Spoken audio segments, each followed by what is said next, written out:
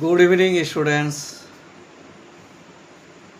তোমাৰ কাৰণে আজি মই এটা গুৰুত্বপূৰ্ণ ভিডিঅ' লৈ আহিছোঁ আৰু আজিৰ ভিডিঅ'টো হ'ল ফিউচাৰ ইনডিফিনিট টেন্সক নহয় কেনেকৈ এক্টিভৰ পৰা আমি পেছিভত আনিম। গতিকে তোমালোকে ভালকৈ মনোযোগ দিবা নহয়, মনোযোগ দিলে তোমালোকে যথেষ্ট কি হ'ব, লাভ হ'ব নহয়।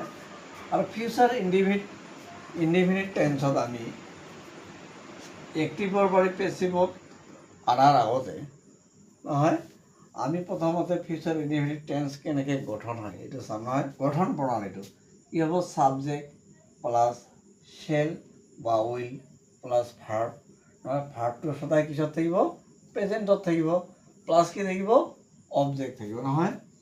তাৰপিছত আমি যেতিয়া পেছিভত লৈ আহিম, পেছিভত লৈ অনাৰ কাৰণে কি হ'ব, অবজেক্টটো আগত আহিব, প্লাছ কি হ'ব শ্বেল বি বা উইল বি, প্লাছ কি হ'ব ভাৰ্বটো পাষ্ট পাৰ্টিচিপল নহয়।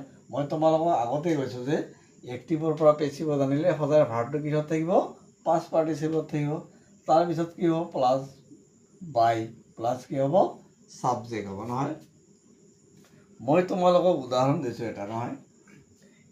এক্টিভত আই শ্বেল লাৰ্ণ দিছ লেচন নহয়, আই শ্বেল লাৰ্ণ দিছ লেচন, এইটো হ'ল ছাবজেক্ট, এইটো হ'ল ভাৰ্ব আৰু এইটো হ'ল কি অবজেক্ট নহয়। তাহলে কি দিম, আমি অবজেক্টটো আগত লৈ আহিম। দিছ লেচন শ্বেল, শ্বেলৰ পিছত কি দিম, be. This lesson shall be লাৰ্ণৰ পাষ্ট পাৰ্টিচিপল কি হ'ব, লাৰ্ণ নহয়। বাই আই থাকিলে বি হ'ব নহয়। 2 নম্বৰ এক্সাম্পলটো দিছোঁ মই। এক্টিভত এভৰি ওৱান উইল ব্লেম আছ ফৰ দিছ নহয়, এভৰি ওৱান উইল ব্লেম আছ ফৰ দিছ নহয়। এইটো পেছিভত থাকিলে কি কৰিম, আমি ইয়াত অবজেক্ট কোনটো হ'ব, আছটো, আৰু আছ থাকিলে আমি কি দিম, উই নহয়।